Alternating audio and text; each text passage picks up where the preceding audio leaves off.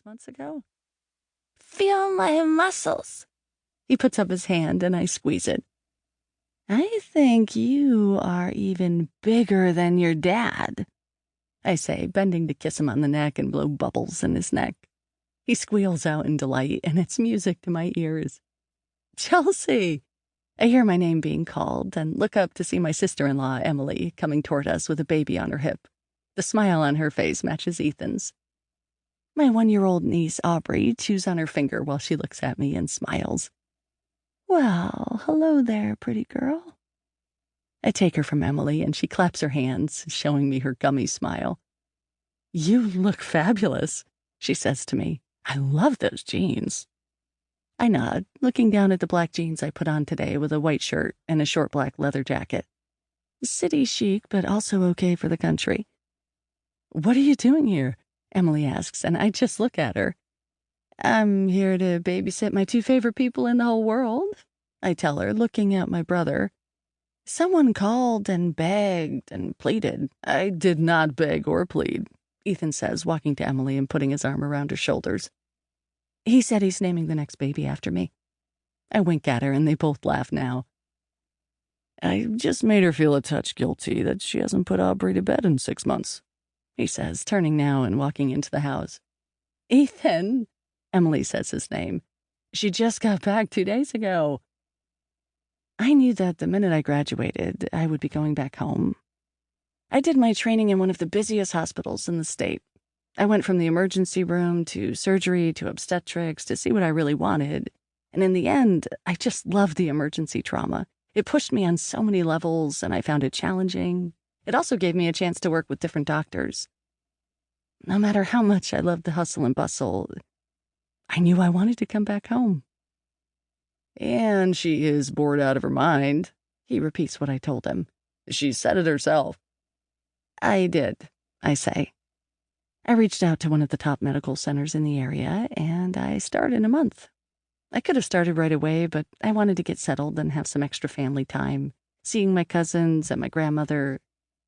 But I was getting antsy to get back out there. I might call and ask if I can start before I'm scheduled. We walk into the house, and I see toys scattered everywhere.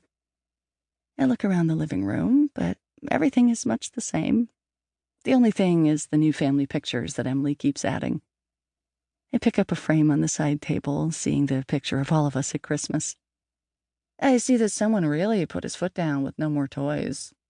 Don't look at me, Ethan says, walking to grab a glass. It's all Emily. I can't even believe you just said that. She looks at him. You, Mr. McIntyre, are fibbing. She folds her arms over her chest. Now, I'm gonna take a shower and even put on jeans. Jeans are overrated, I say. They also judge you. Don't listen to them. You're wearing jeans? She points at my pants. I was in nursing school and working at the hospital. I lived on coffee and ramen noodles. Sometimes I ate the noodles uncooked. She walks back to their bedroom as I sit on the couch next to Aubrey. She is lying down, watching some cartoon playing on the big screen television. I kiss the top of her head, and she looks up and smiles at me. 45 minutes later, Ethan is opening the car door for Emily. There is a bottle in the fridge already, Emily says, sticking her head out of the window. They both ate, so bath time is in an hour, and then they should go right to bed. I know the drill, I say, standing on the porch, holding Gabriel's hand with Aubrey on my hip. Call if you need us, Ethan says. And by that, I mean we will see you later. Wave bye, I tell the kids as they drive away from the house. I look up at the sky now and see that the clouds are rolling in faster and faster. Gone is the blue sky and the fluffy white clouds. The sky darkens with gray clouds, and I feel a couple of drops. I smell rain, I say to Gabriel as we turn to walk back into the house before the sky opens up and the pouring rain starts. Now, how about you show me all your favorite toys? Yes, Gabriel says, jumping up and down. He pulls my hand toward his playroom in the back of the house. The floor-to-ceiling windows view the backyard and the big pool Ethan put in right next to the enormous play structure the guy spent a weekend building last year.